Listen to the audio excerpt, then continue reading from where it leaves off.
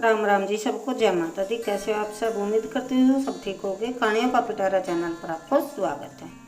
मेरे चैनल पर आपको हिंदी और हरियाणवी दोनों भाषाओं में कहानियाँ सुनने को मिलेंगी। तो आज की मेरी हिंदी भाषा में है कहानी। तो कहानी का नाम है सच्चाई की हमेशा जीत होती है। एक छोटे से गाँव में एक बहुत ही साधारण सा लड़का रहता था, रामू, अपने माता पिता के साथ।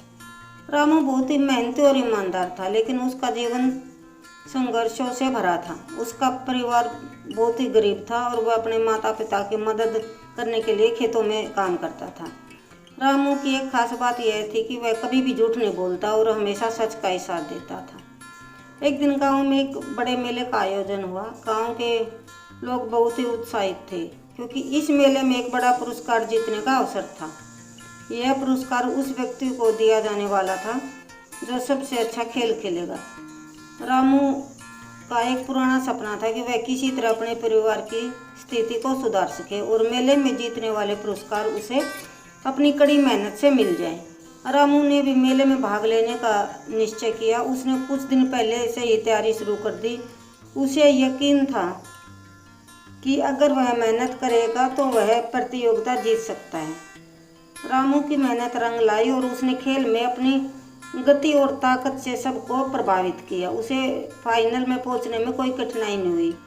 मेले के दिन सब गांव वाले इकट्ठे हुए थे। खेल का आयोजन शुरू हुआ। प्रतियोगिता में बहुत से प्रतिभागी थे, लेकिन रामू का मुकाबला गांव के एक अमीर लड़के मोहन से था।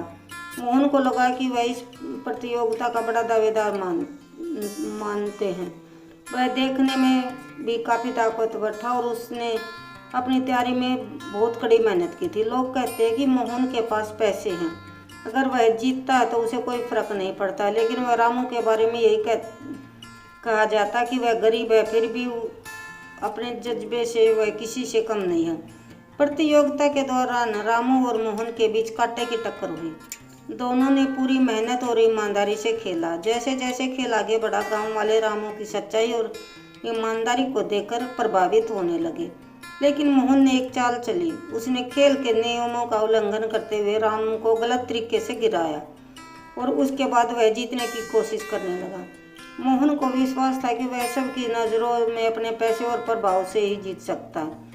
रामू गिरकर थोड़ी देर के लिए चुप हो गया, लेकिन उसने हार मानने का नाम नहीं लिया। उसने उठकर फिर से खेलना शुरू किया। बिना किसी धोखाधड़ी के मोहन से मुकाबला किया। उसने मोहन से कहा, तुमने जो किया वह गलत था। अगर तुम सच्चाई से खेलोगे तो तुम हमेशा जीत सकते हो। गांव वाले यह देख रहे थे और रामू की ईमानदारी और संघर्ष को की सराहना करने लगे। अतः रामू ने मोहन को हराया और प्रतियोगिता जीत ली। मोहन को हार स्वीकार करनी पड़ी, लेकिन उसे यह भी समझ में आ गया था कि धोखाधड़ी से कभी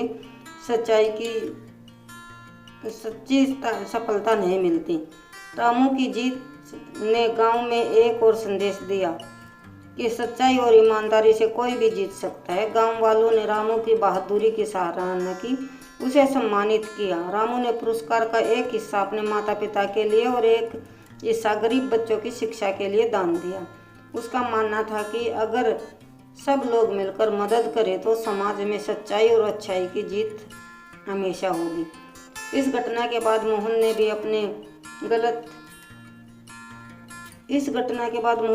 अपनी गलतियों से सीखा और उसने रामू से माफ़ी मांगी। रामू ने उसे माफ़ कर दिया। दोनों ने मिलकर गांव में एक स्कूल की स्थापना करने का निर्णय लिया, ताकि आने वाली पीढ़ी को शिक्षा मिल सके, वे जीवन में सच्चाई और ईमानदारी का पालन कर सके। तो दोस्तों, जीत हमेशा सच्चाई की होती है।